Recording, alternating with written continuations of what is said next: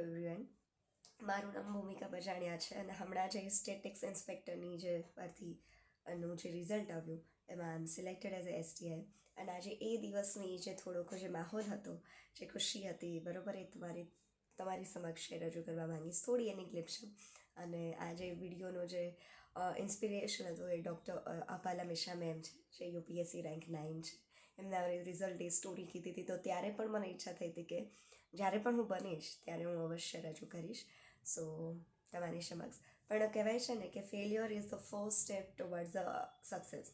સો પહેલાં જે મારું જે કહેવાય કે ફેલ્યોર હતું એને હું અહીંયા રજૂ કરીશ, જેથી ખ્યાલ આવે કે કહેવાય ગમે તે સંઘર્ષ પછી જ તમને તમારી સફળતા મળતી હોય છે.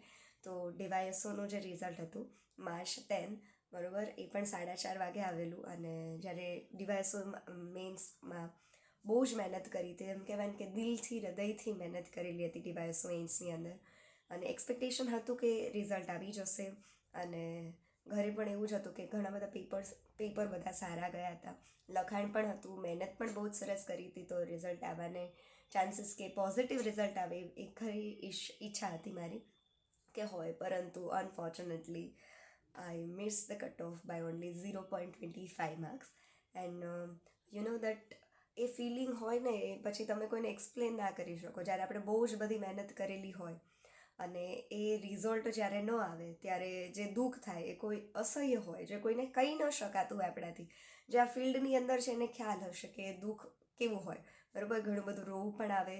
આપણા પેરેન્ટ્સને એમ થાય કે થોડોક ટાઈમ હમણાં મૂકી દઈએ કે કોઈ પણ અન્ય પણ ઘણું બધું આપણે જોયેલા હોય જ કે UPSCની અંદર પણ કે 5 અટેમ્પ્ટ થઈ જાય અને પહેલાં 1 થી 4 અટેમ્પ્ટમાં ના હોય અને 5મા અટેમ્પ્ટે એમની જે મહેનત છે એ રંગ લાવતી હોય છે. એટલે મોટિવેશન તો હતું જ કે આ DYSOમાં નહીં તો પછીની જે એક્ઝામ છે એમાં તો કરી જ લઈશું.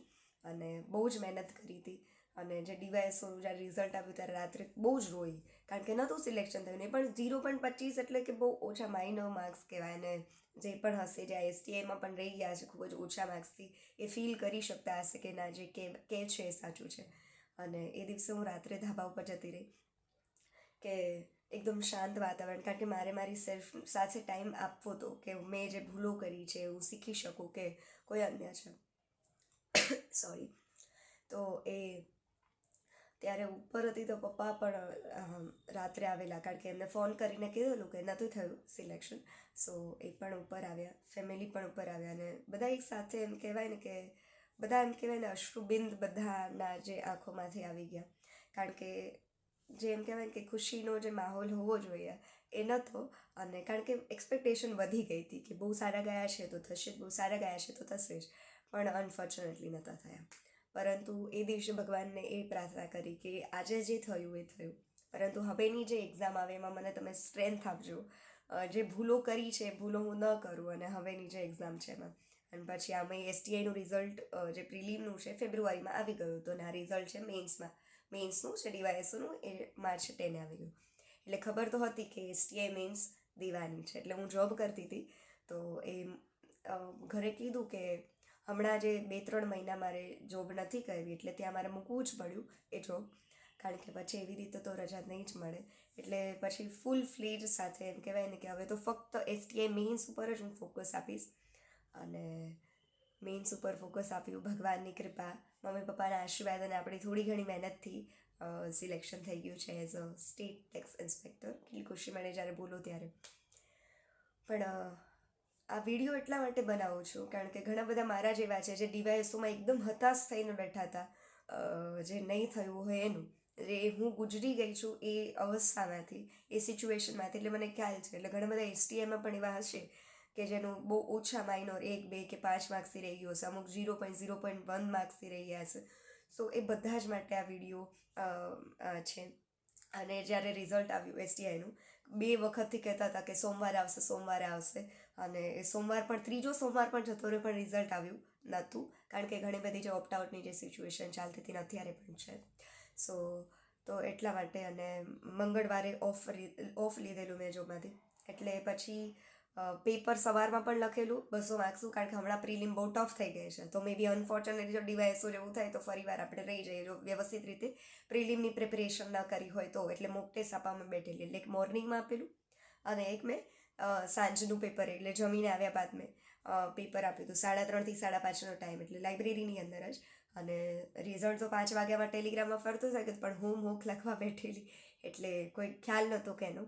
અને જેવું મૂક પૂરું કર્યું, ફોન ચેક કર્યો ત્યારે જોયું તો કે મેમનો ફોન આવેલો છે. અને ટેબ્લેટમાં જોયું તો બધે ફાઇનલ ટેલિગ્રામ ખોલ્યું તો પીડીએફ બધી જગ્યાએ બધી ચેનલોમાં પીડીએફ આવી ગયેલી STIની. હવે એ સમય એટલું ધક ધક ધક ધક ધક ધક થાય, મારો હાથ એકદમ એમ કહેવાય ને કે આવી રીતે આમ ધ્રુજવા લાગ્યો હતો. અને મારા બાજુમાં જે લાઇબ્રેરીમાં જે ભાઈ બેસે છે એને થયું હશે કે આ આટલું બધું કેમ ધ્રુજે છે. લાઇબ્રેરીમાં કોઈ મને કીધું પણ નહીં હું પેપર લખતી હતી, અથવા તો કોઈ ઊભું થઈને પણ એમ સૂચના પણ ના આપી કે આવ્યું છે, કોઈ ખ્યાલ જ નહીં. કારણ કે એમને એવું થયું હશે કે રિઝલ્ટ મે બી નેગેટિવ હશે તો ઊભી નહીં થઈ હોય ઘરે જવા માટે. પણ એકચ્યુઅલી હું પેપર લખતી હતી અને 200 માર્ક્સનું પેપર પૂરું કરી નાખેલું. કારણ કે હવે પ્રિલિમ છે બહુ હાર્ડ થઈ ગઈ છે અને બધાને ખ્યાલ છે, કારણ કે લેન્ધી પેપર આવે છે. મેં 4 તારીખનું પણ પેપર જોયું. મેં એકચ્યુઅલી આજે મોર્નિંગમાં જ એ સોલ્વ કર્યું, કારણ કે આવનારી હવે એપ્રિલમાં મે બી 1-2 આવે તો એ પણ દેવી પડશે એટલા માટે. તો અને જોયું તો નામ હતું. અત્યંત આનંદ મળ્યો કે નામ જોઈ. જ્યારે મહેનત રંગ લાવે ને ત્યારે સાચે જ કહેવાય કે આમ અનંત ખુશી થાય, જે વ્યક્ત કરવા યોગ્ય તો ન જ હોય. જ્યારે આપણી પાસે શબ્દો જ ના હોય, એ સમયે મારી પાસે શબ્દ જ નહોતા. ખાલી અશ્રુધાર છે જે હેતથી ભરાયેલા હોય, જે તમે મહેનત કરી છે, જે દરેકની જુઓ, દરેકની સિચ્યુએશન અલગ અલગ હોય છે બરાબર આ સફરની અંદર. અને દરેકની મહેનત પણ અલગ અલગ હોય છે. ઘણા બધાએ બહુ જ કપરી પરિસ્થિતિમાં મહેનત કર્યા હોય છે. અમુક લોકોને સારી સુવિધા હોય છે કે જે વ્યવસ્થિત રીતે મહેનત કરી શકે. આઈ એમ બ્લેસ્ડ કે મને મમ્મી પપ્પા તરફથી, શિક્ષકો તરફથી, ભાઈ બહેન તરફથી, બધા તરફથી અનંત સપોર્ટ મળ્યો હતો ભગવાનની કૃપાથી. પરંતુ ઘણા બધા મેં એવા વિદ્યાર્થીને જોયા છે લાઇબ્રેરીમાં કે એ લોકો અન્ય સાથે જોબ કરતા હોય કે પછી અન્ય જગ્યાએ પણ, કે બહુ જ એમ કહેવાય ને કે જે આમાં ઘણા બધા માતાઓ પણ સિલેક્ટ થયા હશે આની અંદર. તો પુરુષો પણ એટલી જ મહેનત, જે છોકરાઓ છે પણ એટલી બધા જ મહેનત કરતા જ હોય છે, પણ બધાની સિચ્યુએશન અલગ અલગ હોય છે. અને કેટલાકનો છે એ લાલજીની કૃપાથી, શ્રીજીની કૃપાથી થઈ ગયું હતું. હવે ઘરે ગઈ અને જ્યારે ઘરે પહોંચીશ ત્યારે હજુ તો મેં કોઈને કીધું પણ નહોતું, ખાલી બેગ મૂક્યું. સોરી, તબિયત થોડી ખરાબ છે એટલે ઘરે બેગ મૂક્યો અને જ્યારે પપ્પાને કહેવું પણ ના પડ્યું. ખાલી મંગળવાર હતો એટલે રજા હતી, એટલે મારા પપ્પા તરત જ રિઝલ્ટ આવ્યું છે કે શું? અને મેં કીધું હા. તો હજુ તો હા કહું જ છું એવામાં જ મારા પપ્પાના આંખમાંથી પણ આંસુડા, મમ્મીના પણ આંખમાંથી આંસુડા. મમ્મીની થોડી તબિયત સારી નહોતી, એમને તાવ આવતો હતો. તો કે હવે બધી જ મારી જેટલું પણ દુઃખ દર્દ પીડા હતી એ બધી જતી રહી. કારણ કે મમ્મી પપ્પાને એટલું જ હોય છે કે એમના સંતાનો જો સક્સેસફુલ થાય તો એ ખૂબ જ સક્સેસફુલ હશે, કારણ કે એ લોકો ભણી નથી શક્યા, આપણને અનેક પ્રયત્નોથી અથાક એમના પ્રયત્નોથી આપણને ભણાવ્યા હોય છે. તો એ ખુશીનો આનંદ. અને હું બધાને જ કહીશ કે જે મમ્મી પપ્પા જે તમારાથી ખુશ થાય, તમારી સક્સેસથી, અન્ય કોઈ જ ન થઈ શકે. અને શિક્ષકો પણ એટલા જ ખુશ થયા. સાંજે મારા શિક્ષક પણ આવ્યા હતા ઘરે ધન્યવાદ કહેવા માટે, કોંગ્રેચ્યુલેશન કહેવા માટે. તો એન્ડ એ ખુશીનો આનંદ કંઈક અલગ હતો. મારી બેનને કીધું તો એ પણ રોવાની થઈ ગઈ. એટલે ઇન શોર્ટ બધાના આંખમાં ખુશીના અશ્રુબિંદ હતા. અને બસ તો કહેતા થોડુંક અમુક ઇમોશન્સ આવી જાય, કારણ કે બસ આ એ જ સ્ટોરી તમને કહેવા માંગતી હતી કે બહુ જ મહેનત કરજો અને મહેનત તો રંગ અવશ્ય મળે છે. અને આપણે ઘણા બધા જે મારા એજના હશે, જાકીર ખાનને બધા જ ઓળખતા હશે. તો જાકીર ખાન વન્સ સેડ, मेहनत करना, बहुत मेहनत करना, क्योंकि मेहनत करने से हो जाएगा. मैंने करके देख लिया है, हो जाएगा. And thank you so much, thank you universe for this. અને આ વિડીયો તમારા બધા જ માટે કે જે ક્યાંક કોઈ ખૂણામાં બેઠીને જોતું હશે તો એને ક્યાંક ને ક્યાંક ઇન્સ્પિરેશન મળશે. અને આવા જ વિડીયો જે મારી મેઇન સ્ટ્રેટેજી હોય કે પછી પ્રિલિમ રિલેટેડ કન્ટેન્ટ હોય, બધું જ મૂકીશ. અને આ જે ચેનલનો ઉદ્દેશ એ જ હતો, જ્યારે DYSOમાં 0.25 માર્ક્સથી રહી ગઈ ત્યારે મારા પપ્પાએ મને ટેબ્લેટ લઈને આપ્યું કે કંઈ વાંધો નહીં, આ ટેબ્લેટ લે, ચેનલ ચાલુ કર અને જે તને ખુશી મળે એ કાર્ય કરો. અને હંમેશા તમને ખુશી મળે અન્યની મદદ કરીને તો કરવું જોઈએ. બસ આ ચેનલનો ઉદ્દેશ એ જ હતો કે મેં જે પણ શીખી છું, હું જે પણ શીખી છું એ તમારા સુધી પહોંચાડું. જેની પાસે ગાઈડન્સ નથી એને ગાઈડન્સ મળે, અને આપણે એવું જ કાર્ય કરીશું. And thank you so much.